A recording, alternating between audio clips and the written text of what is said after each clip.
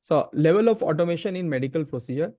These are the 5 levels of automation which will happen in medical procedure. Okay. So the human only means that your tools, which are like a stethoscope is a tool, it will be a better equipped with good software, with AI, it will give you a better understanding. Okay. It will improve. So existing one will get improved. Shadow mode is when you are tools, they are becoming your assistants, or maybe not assistant, they are just shadowing someone.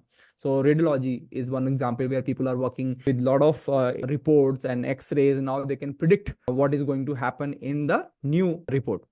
Okay.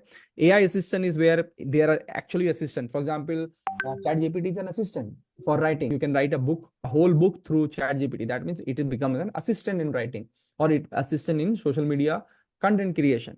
Similarly, there will be a lot of assistance for specific domain where you can have assistance where 10% work can be done by 1%.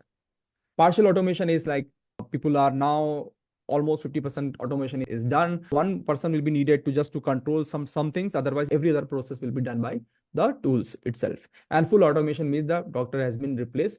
That is where things are like it is very difficult to reach that level.